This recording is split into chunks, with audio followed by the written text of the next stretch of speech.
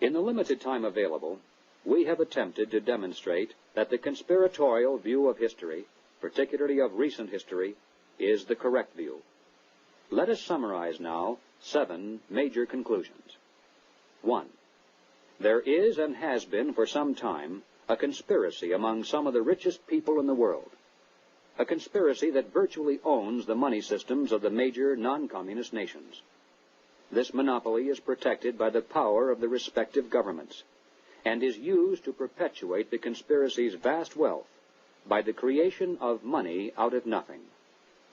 2. In the United States, this monetary fraud is perpetuated through the Federal Reserve System. Although the executive branch theoretically has some control over this system through occasional appointments, in reality, it is the system and those behind it who control the executive branch. 3. The capitalist conspiracy in this country surfaces to public view in the form of the semi-secret Council on Foreign Relations. Its members exercise their control over the nation through government, tax-exempt foundations, centers of education, and the mass communications media. 4.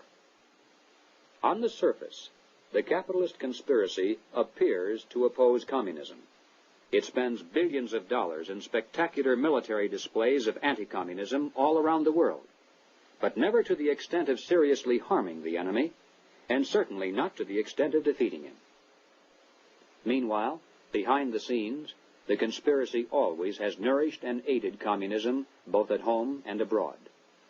It does this not because it is pro-communist, but because it needs the appearance of a formidable foe, and the chaos byproduct of a managed conflict to advance its own goal of totalitarian world government. 5.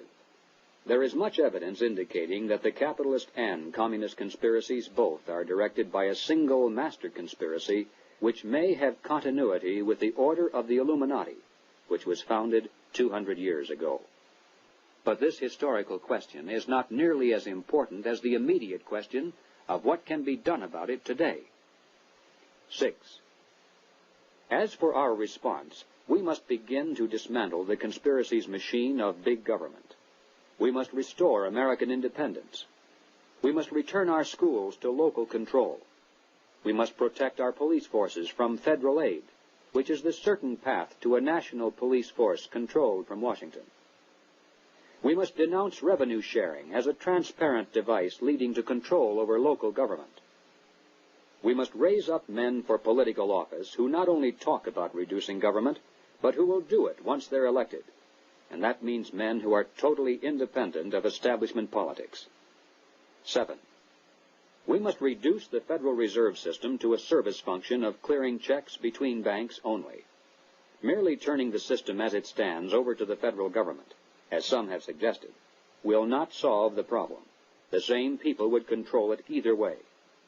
The root of the evil is that money is created out of nothing, and the insiders could do that today just as easily directly through government as they do through the Federal Reserve System. The ultimate solution is to prevent anyone, in or out of government, from manipulating the money supply. And the only way to do that is to return our money to the gold and silver standards. 8. We must expose the conspiracy to public view.